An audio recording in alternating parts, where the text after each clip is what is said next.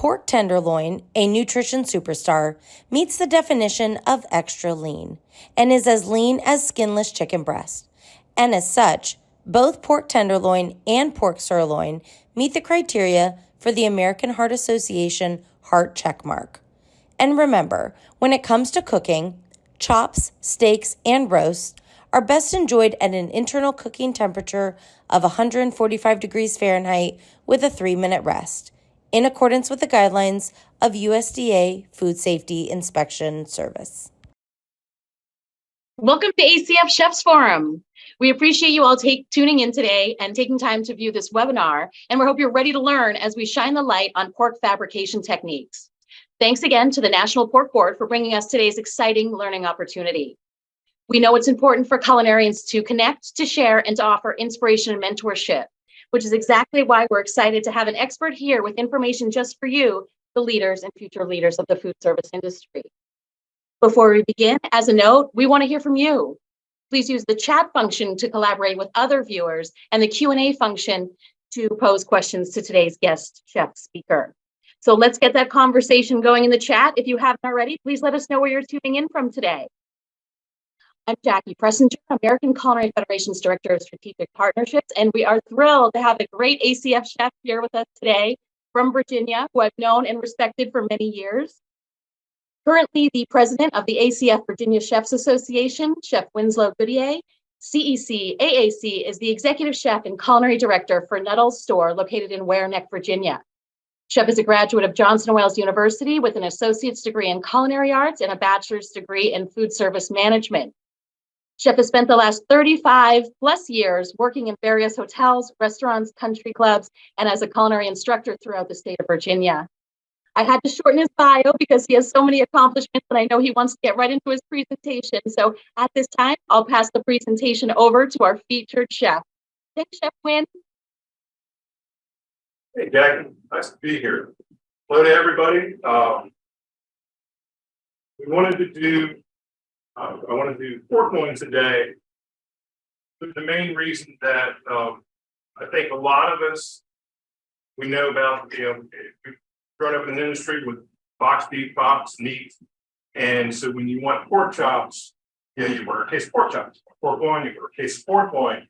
And that's the way, at least that's the way I've done business for years. And so when I came to the store, and a little background on the store opened in 1868 and it's never closed.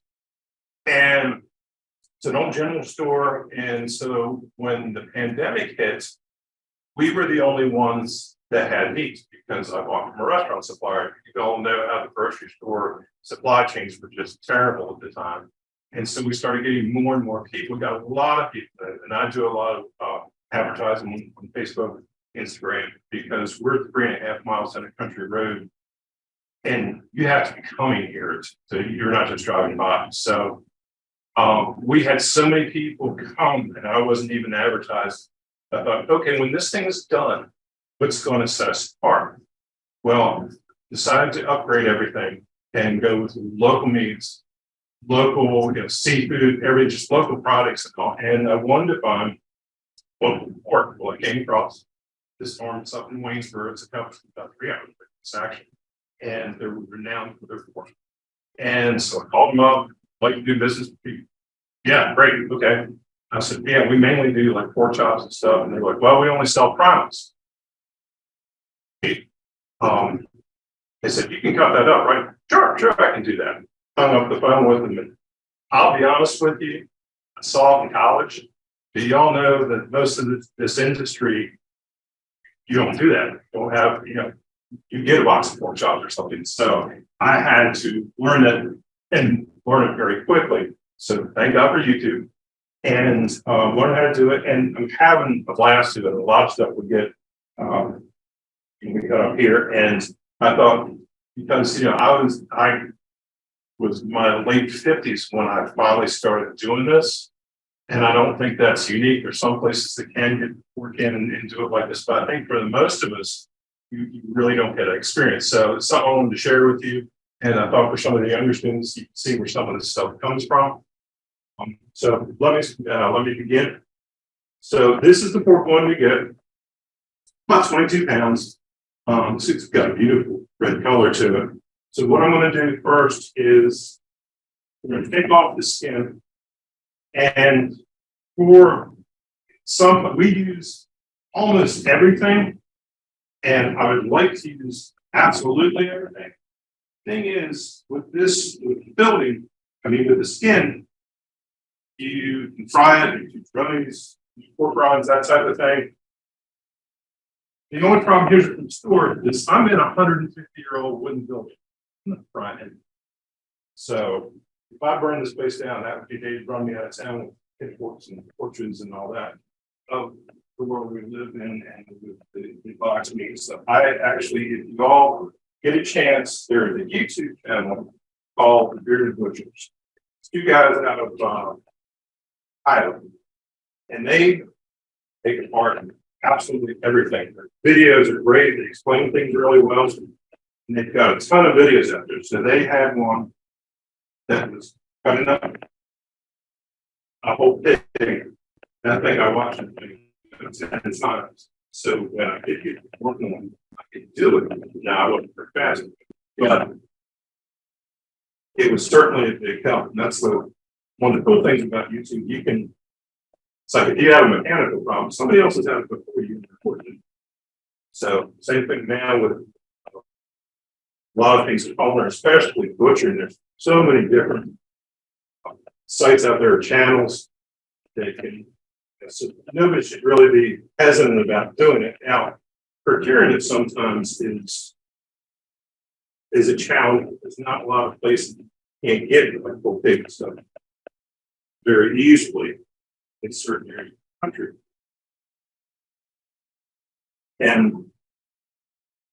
But this to me, the procurement part to me is a lot of fun because you get to meet people who are raising the animals.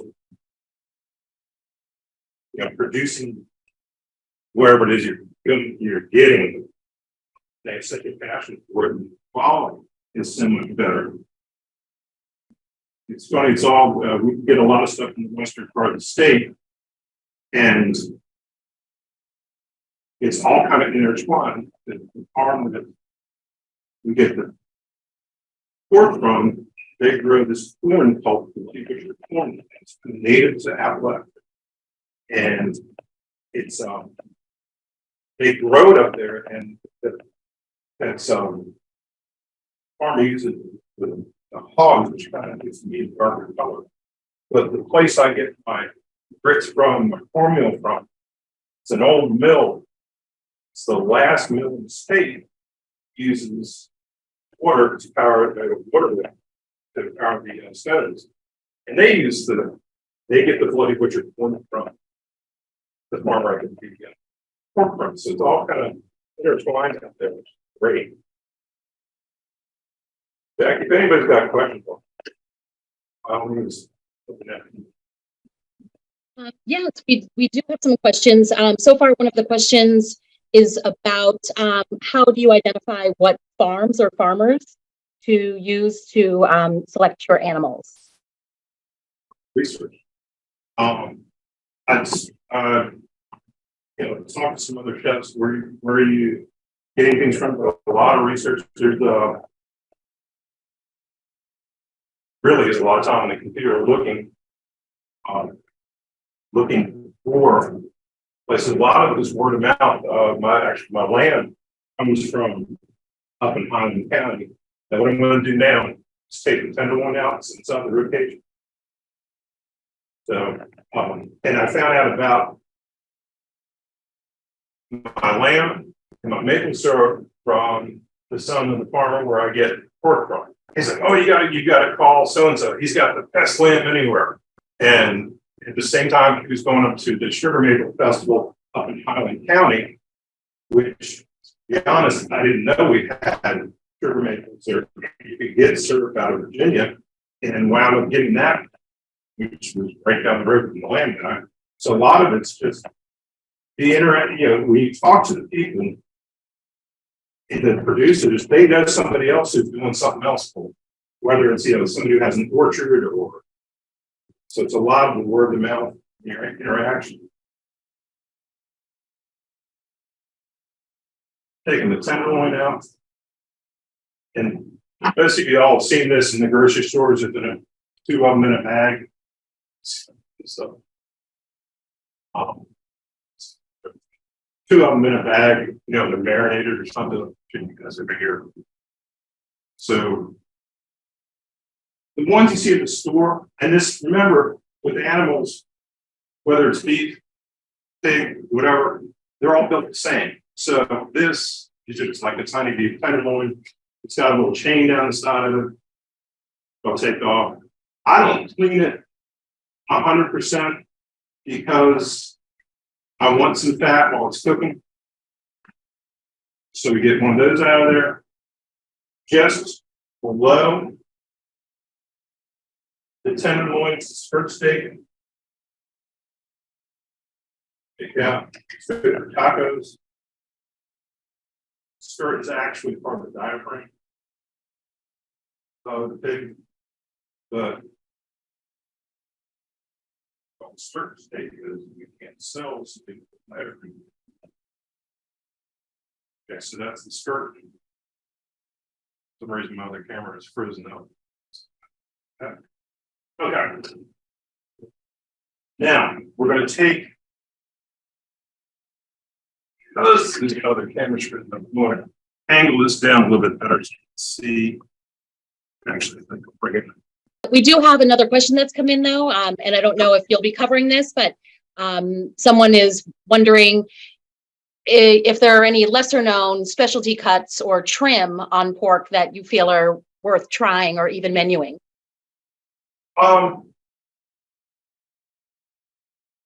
One of the things on the end of this is a pork sirloin, which if you slow roast it, I think has a lot more flavor than even any like a pork chop or something like that. And that's a dish, and we'll cut this off a little bit. We mainly here at the store deal with the belly and the loins are what sell the best. But like anything else, the farther you get away from the center of the animal, it's going to be tougher, but it usually has more flavor, so you've got to cook it a little bit. Okay, so what I'm going to do is here ribs, and on these ribs is a fine, really barely see it's a membrane. We're going to take that off, which will make these a lot better, a lot easier to eat because this membrane is going to cook. Peel this off. Now I'm going to do this first one with maybe I will take this deep in this. There's a couple of different ways you can take care of this. You can make boneless chops out of it, or you can take and do bone-in chops. Our customers seem to have a preference for bone-in. So that's most of the time I have that since I've got 2 things like that. Get it started. But because these are just going to be a rack of ribs when we get done with it, we're going to take this off and make it. And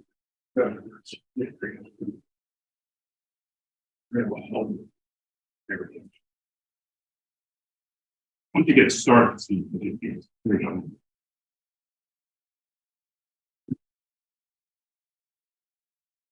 Y'all can see that it's very thin, but it is tough as nails. And so even when you cook it, this doesn't break down. So this is just an extra step you'll do. You can see right this.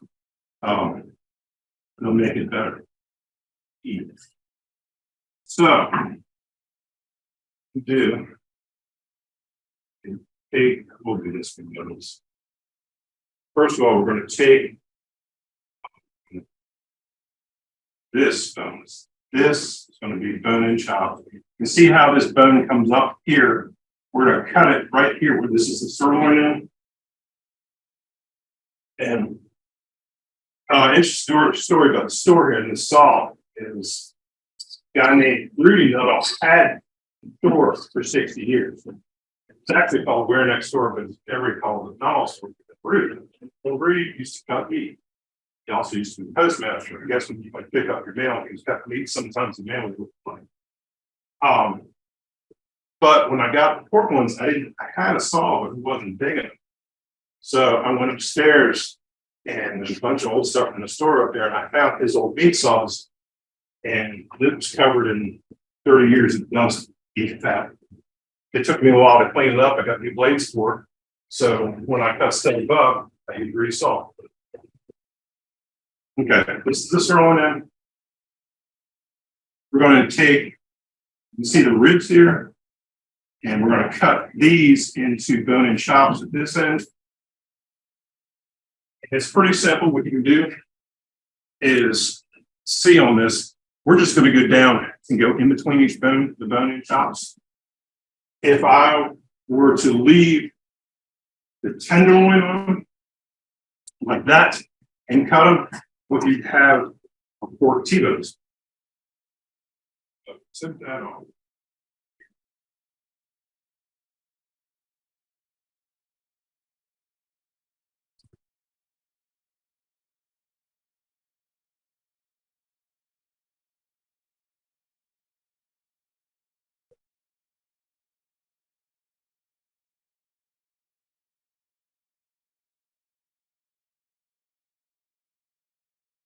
These. So Chef, now that I see that you have the saw out there too, one of the questions that had come in was, are there any specific tools or knives that you personally recommend for pork butchery? You definitely need a bone saw for this if you're going to do a whole pork loin. So other than that, a good sharp boning knife. It's really all you need. You see a lot of the shows and show the butcher, they have a like bandsaw, and there are times when we use this and that would be great, but for what we do, it's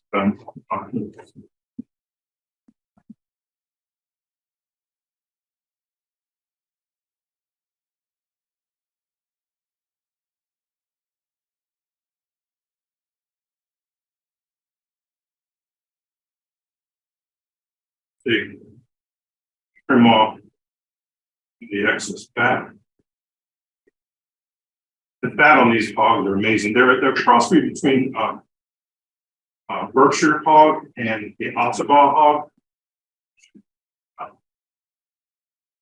And the Berkaballs have incredible quality to them, but they don't do well outside. They need shelter to live. They're just not very party free. The Ottawa, on the other hand, they got from the islands off of South Carolina. They were actually shipwrecked years ago. And so these hogs are tough. I mean, they lived outside the coastal lines and they're survivors. So when you combine the two of them, you get the quality of the meat, the Berkeball, but you also have the survivability of the Ossipon. Learned a lot about pig genetics too with all this. So what do we do with the fat, the excess fat? We render this down for lard.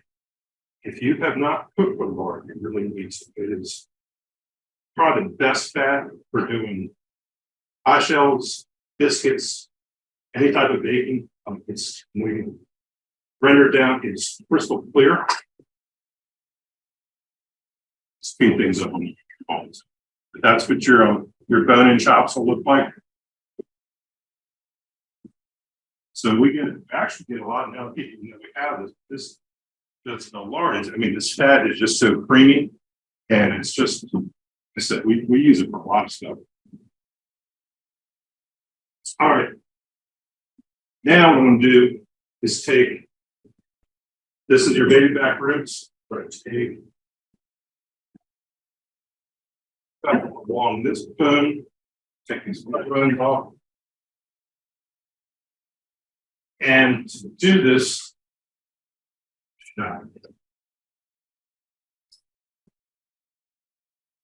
things and it gets warmer, it really slippery.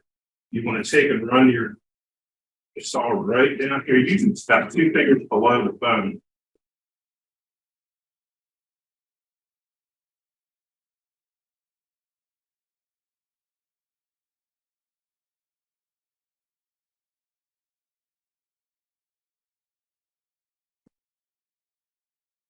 Steady. electric bandsaw, great. They can remove those.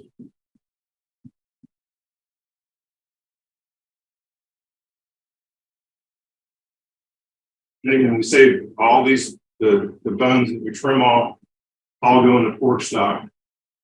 You roast these off, smell this stuff cooking in the kitchens.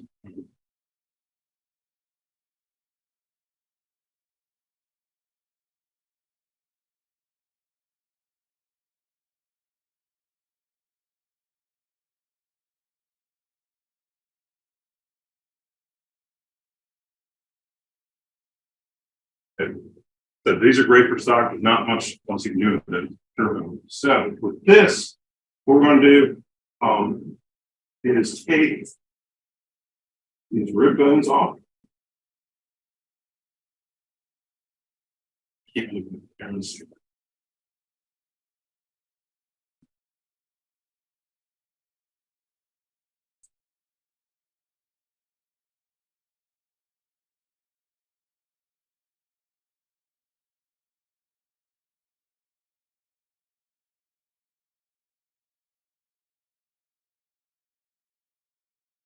Kitchen has gotten warm, and this fat is so silky that it makes very slippery. So,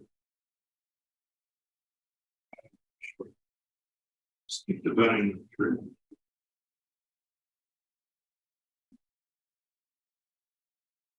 Now, with the boneless pork loin, there's a couple different things to do it. Some people take and smoke it, and that's your Canadian bacon.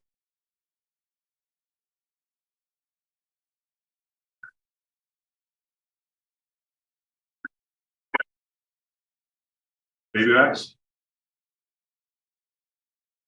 That's the thing. People come in, you know, they want. There's a different challenge with when you buy pork like this. Somebody comes in and they want to have like I need like 4 or 5 tenderloins. And there's only 2 on an end. And we get that a lot with the lamb too. Somebody wants 4 or 5 racks of ribs, lamb rack. Again, there's only 2 to an animal. So you have to kind of educate your customer on different cuts, like on the lamb, like the blade chops are really good grilled, and it's an education. And sometimes like that skirt steak we'll actually cook that off and give them that as a sample so people can taste something different and say, okay, here, try the sirloin roast, try this, it's neat, how you cook it. And it always amazes me the amount of people come in that really don't know how to cook. Okay. So this is our boneless pork loin. Do this, I'm going to cut these pork chops.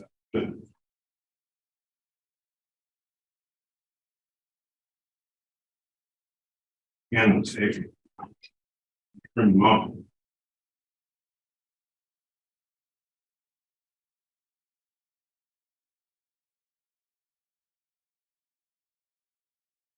See, marveling in this is incredible. By taking down, let's get to the other end. Take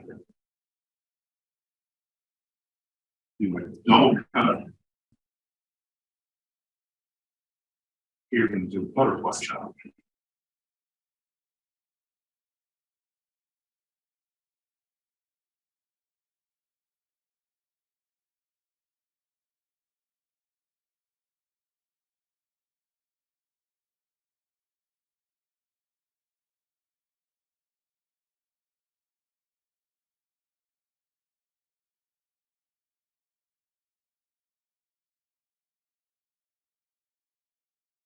Now, some of you out there, I don't know how well the camera's picking this up. You can see that this meat is a little bit darker than a lot of what we see, and it's because of what they eat. These hogs, they forage in the woods. They eat acorns. They've got they're free range, so they're eating clover.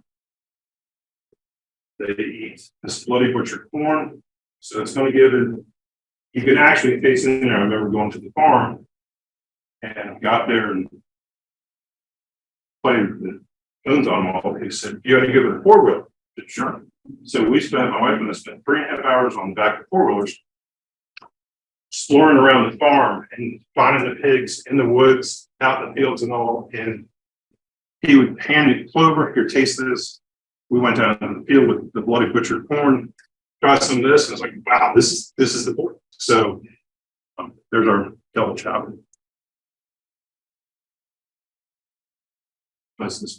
And so it's what the pig eats, it's what the animal eats, the flavor of everything. And the best example I can tell you there that is the environment is an oyster. An oyster, nobody's making oyster food. The oyster tastes like where it's from. So the same thing, if you've got animals that are foraging and they're eating a lot of natural stuff, they're going to taste like their environment.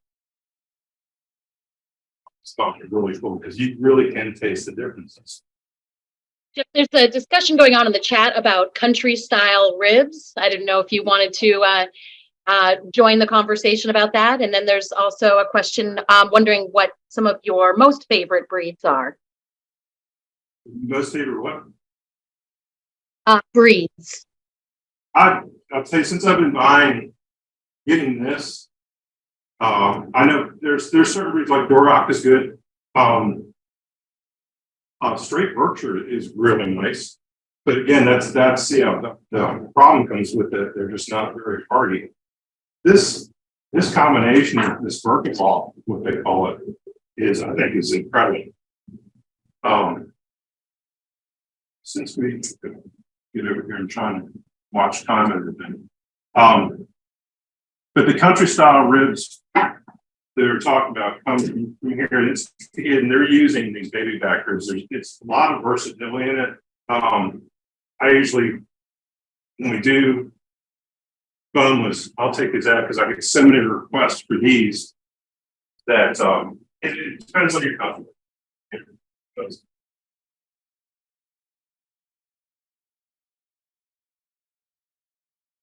The other end of this is the sirloin, and these make great rotis.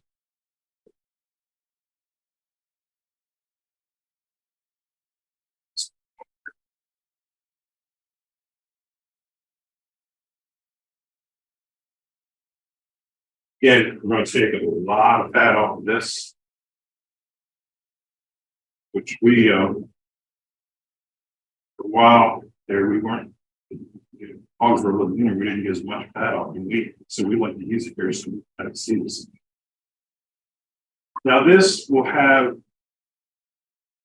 you can do a bone-in roast and tie it like that and slow cook it, and this has all kinds of flavor fat, so I don't let it just take and score the fat so it just melts down over top of it. Most of the time I'll take, it's got a funky like H-bone or something they call it in here, where I take it out so it's the boneless roast. It is the weirdest shaped bone. And I think you've got it. It takes another turn.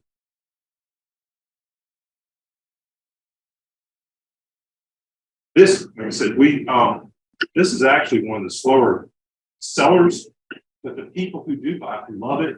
I think it's education again. The people that don't know, they hear pork. Everybody automatically thinks pork chop or pork tenderloin. And I don't know about y'all, but I'm still amazed at the difference of the people who don't know the difference between pork loin and the tenderloin. Most people don't know it's from the inside.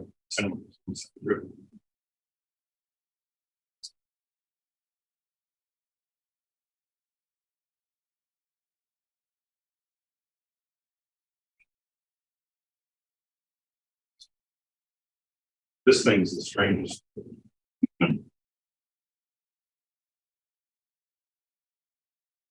Personally, I would rather cook it with onions and flavor than so many people that buns.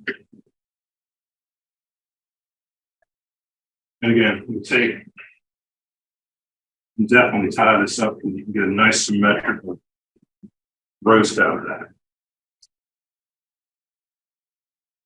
So we've got the sirloin in with the roast. We've got the bone-in chops.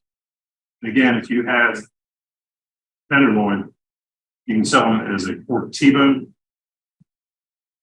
Got the skirt steak underneath, which you can see it's just one loin. So your skirt steak, there's not much there.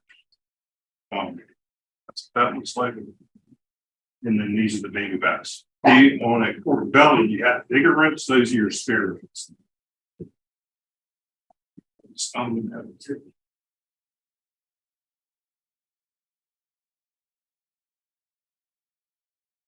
So these both were, I think, 22 pounds or so for a while. And, you know, it depends on the size of the animal that they get.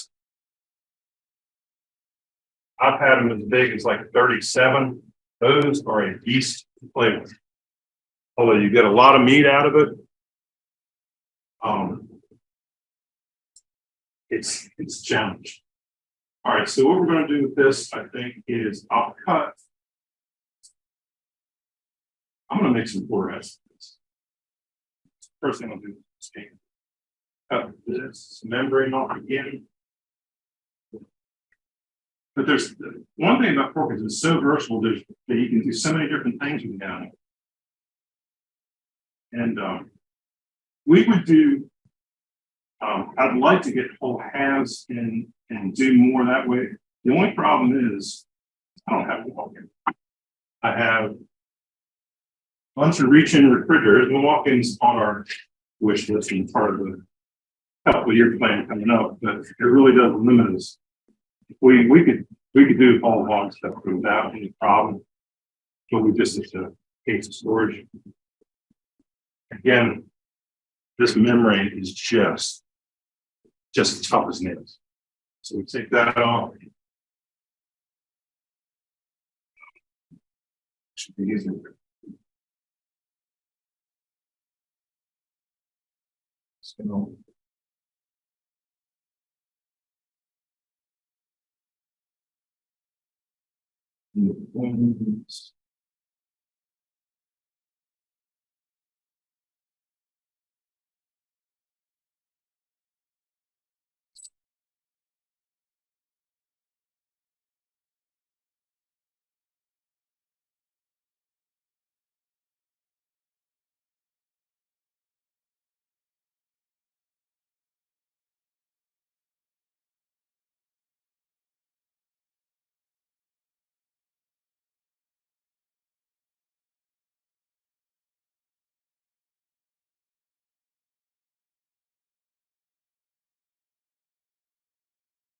here. The skin actually, this one's coming off pretty easily. They bigger hogs seem to be much more working the skin.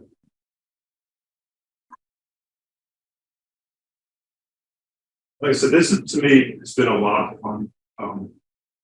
And you know, the culinary world has changed so much over the food in the past few years. I'm really happy to see a lot of these small farms and chefs that are dealing with small farms. Trying to come back to this type of thing. This area, it amazes me, and there's fires. There's a lack of butcher shops. There just aren't. And we do some stuff here. I always say that we cut the meat. We are in no way butchers, because that is just part that I'm just in awe. I think it's really cool. And you get, cities and stuff. There's that, you get seeing. There's butcher shop up in Charlottesville, Virginia, did some. Jacob Britton's. They do a phenomenal job. They go through a couple hogs a week up there, but we just don't. You don't see it that much. But I think it's coming back. Got some friends that have a place in Marshall, Virginia, towards Northern Virginia. Place called the Whole Locks. And they do a phenomenal job. So we're around here, we're the only ones area to do this kind of thing. And is it more expensive? Yes, organs.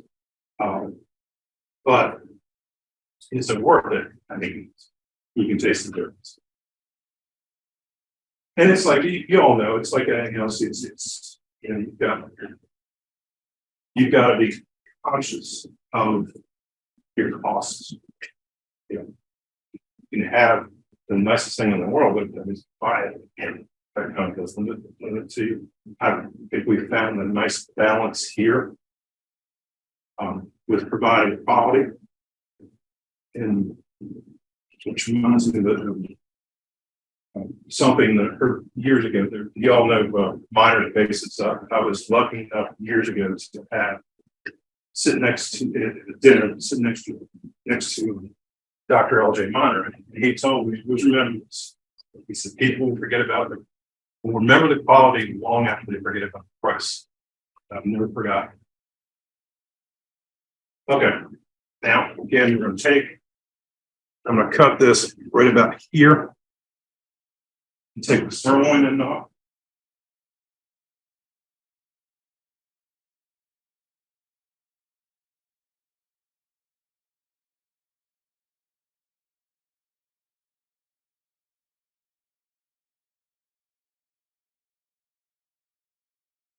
This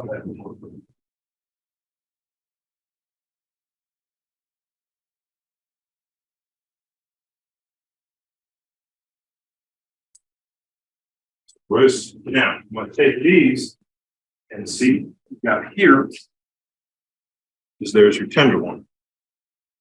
Okay, so I'm going to cut these are going to be quarter ounce. And I cut them. If you have a bandsaw, it's easy to cut whatever thickness you want with the handsaw. You can, but what I do is I cut a really thick chop. So I go down in between these bones. Nice pork chop and something. Well, it's kind of big. So sure. It's when we have when we cut steaks. And when I take one home, I'll cut a 2-inch steak, and my wife and I'll split it. They're a lot easier to cook when they're thicker, but it really helps. Same thing with pork chops. It looks a little big. Just share it.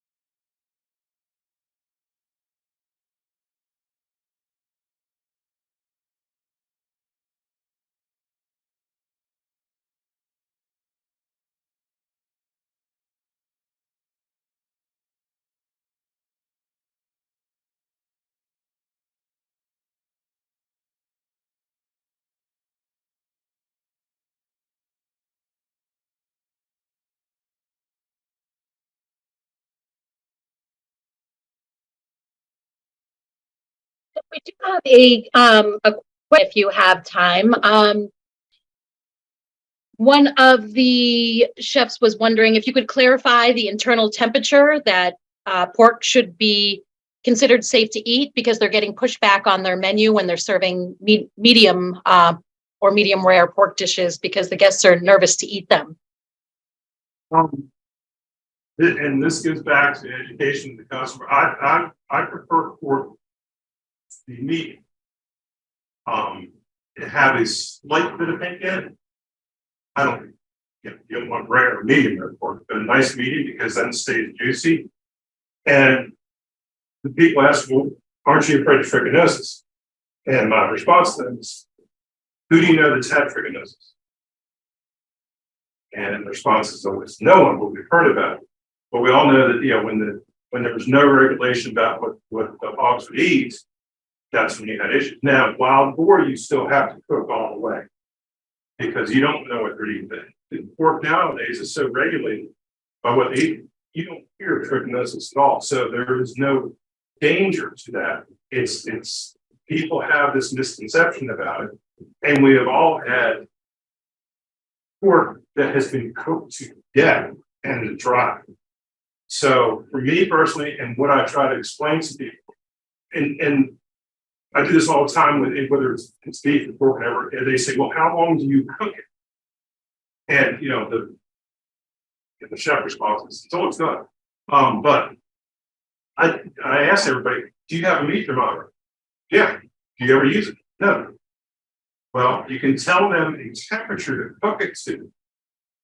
And they come back and go, wow, that was the best. I've never cooked something like this, because I can't tell you how long to cook it. Everybody's oven's different, everybody's grill is different, but the thermometer doesn't lie. But as far as what you tell the customers, there's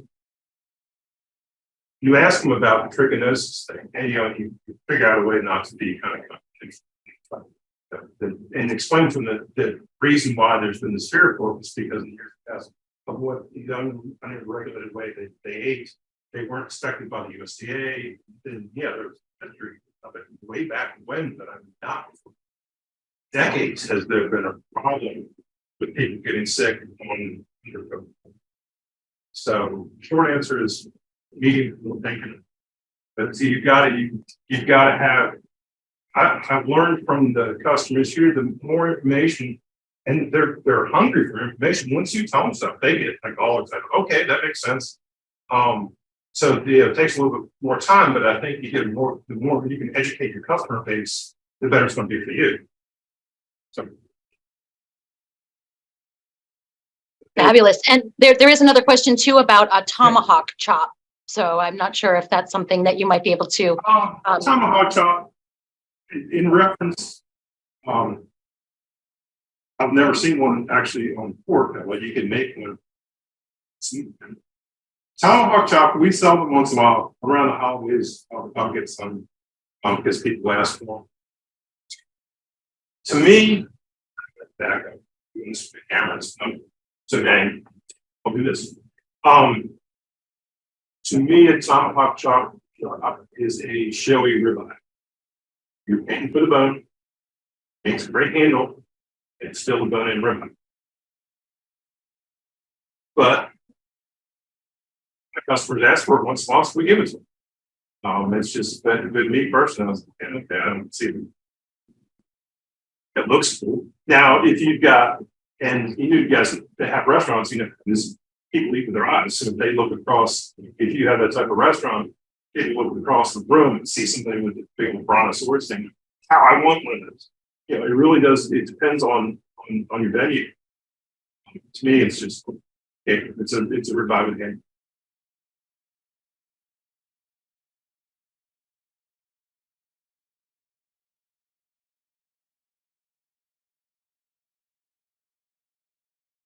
All right, so these things are fantastic. Big old T-bone pork. You always hear about T-bone beef. Now, what I'm going to do with these, skin off this, and I'm going to do just bone in chops. You can get, I don't French food here. If somebody really wanted it, seems like good, but I think there's a lot of really good meat still on it. So, let's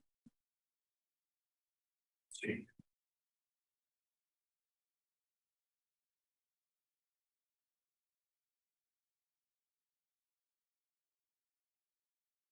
The one thing we lose skin on pork belly when we get it is I originally just started taking the skin off and stuff like that. And I asked people on the home, I want that because we eat fried and so I just leave it on for the belly to do that. Yeah, you gotta listen to your customers. Even if you think you're right, if your customers want something, then you give it. And that's the nice thing about here is in the store environment. I can get out and interact with the customers. And so try to educate them, to find out what they're looking for. They'll ask. Like, I'll give you an example. Tri-tips. Tri-tip is a decidedly West Coast thing. Well, we get a lot of military that transfer in from the West Coast, and people start selling tri-tip, or asking for tri-tip. And it was not something you ever saw around here. And so I started carrying. We saw the heck out of it. But I never would have just on my own thought to carry tri-tip.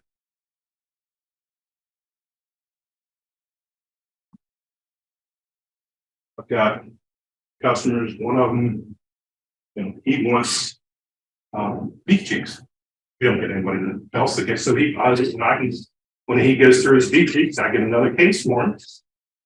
And he's the only one that asks him. Say, okay, but you got about okay, but I extend it. But it's cool to see what people, especially from different parts of the country, maybe different ethnic backgrounds, what they ask for, and what I can get. Where in a restaurant environment, you pretty much carry, there's only certain things that you carry with that, which you develop your menu with. But here we can do a little bit of everything. We get all kinds of requests.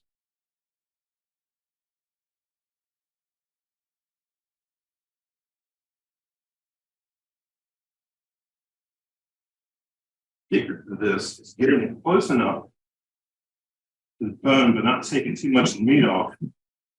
If you're a little bit too conservative, you don't get the shine bones. You got to cut them again. So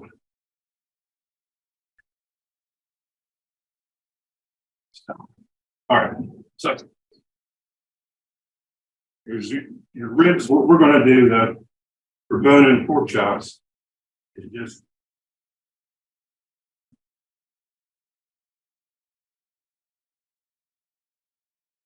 you get this beautiful piece of pork.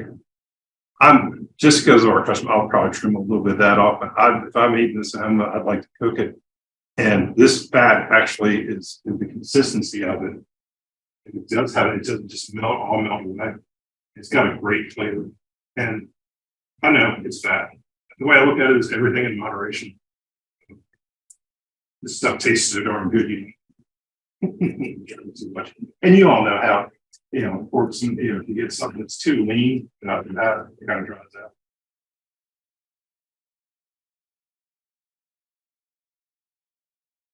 So we will get the bone-in chops like this. The bone's not that much, but that's our customer seem to like. So we're getting pretty close to time here, Jackie. Are there any other questions? Or I know I'm just enthralled with this.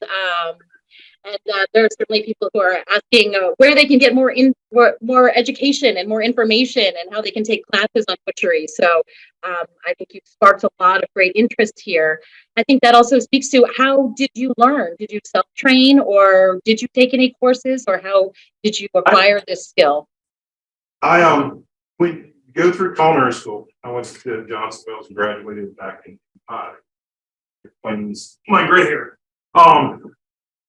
And y'all have been through college, so you see something for about a week, and actually, something. And that's all you see of it. I go into the business where everything meets all boxed. So I want to do this, and I have no clue. And it's like, where do you go? And like I said, the one YouTube channel I can highly recommend to you, and I have no affiliation to them whatsoever. It's called The Bearded Butchers. And they butcher everything, whether it's wild game, whether it's beef, pork, it's lamb. They do shows on Kobe versus, prime beef. They do choice versus prime. They do bison. They do pretty much everything. And the way they explain it is very good. And to be honest with you, that's what I did. I watched them for probably 2 weeks before I got to do this. And if I had something else, another cut to do, I would go right to there. It's extremely educational. It's easy to watch, and the knowledge these guys have is incredible. It's two, really brothers and cousins. They're probably in the 30s, big old beards on bearded butchers, but it's a family. It's called White Feather Meats. It's one of those places up there. I take a road trip out to Ohio. I want to go there. They do a really good job.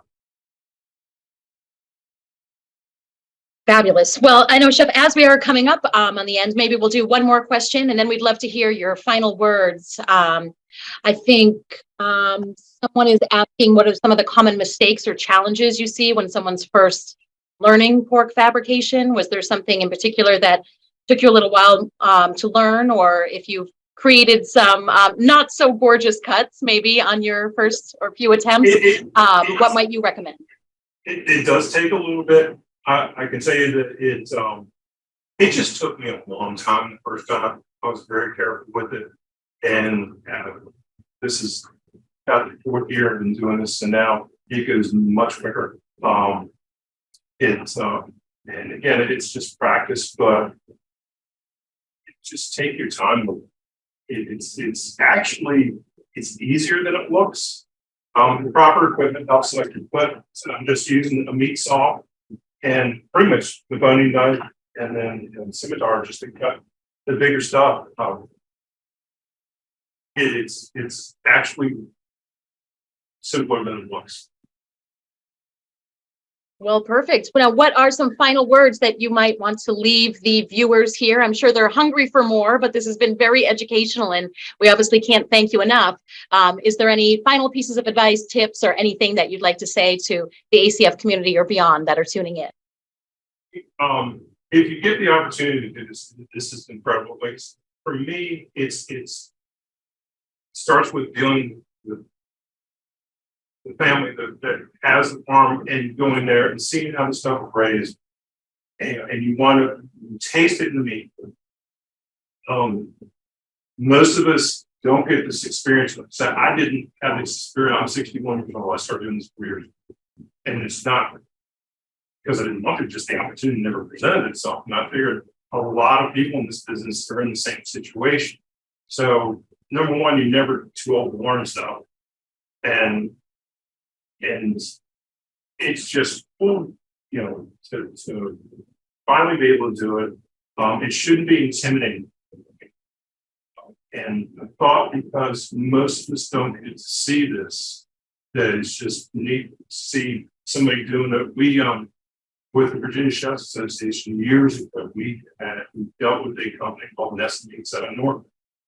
And once a year, the Nestle company would bring his head butcher to a chef's meeting, and he would take apart the side beef, or maybe it was half a hog or something like that. He did it in a tuxedo, which was the coolest thing in the world. And he was quite coming in with the white gloves, and he would do it so that they would explain, the different parts. And Jack, you have to excuse me, I can't remember the name of the company out of Atlanta, that they would, at a couple of the conferences, they would bring a whole carcass.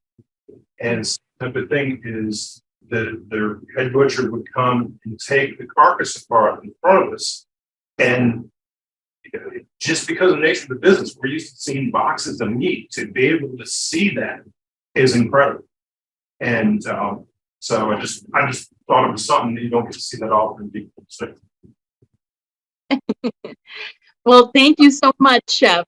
This has been spectacular, and a huge virtual round of applause as we all thank Chef Win for a very informative presentation and for taking the time out of your busy schedule to be here with us. And sharing your insights. If you all are in this area, Virginia, come on. All right. Well, we definitely will. And thanks again to you, and also to the ACF partners at National Pork Board. And I hope that you'll all be on the lookout for a survey that you'll receive in the next day or two, which you'll need to complete in order to earn your 1 hour of ACF CEH. And we hope that you'll continue to join us for our upcoming webinars. We will see you soon in September. We have on the 19th, top critical health code violations and how to mitigate them, presented by Ecolab. And then we have another session coming up in September on healthcare food service trends, to be announced shortly. In October, we'll learn about contemporary tarts with a presentation live from the CIA in collaboration with the Retail Bakers of America. And we'll also have an October demo on food waste utilization. So we hope that you'll tune in and join us for all of those.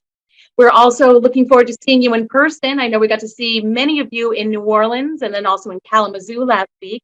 But please join us for the upcoming summits. ACF Advanced Culinary Summit will be held September 12th at the Breakers in Palm Beach, Florida.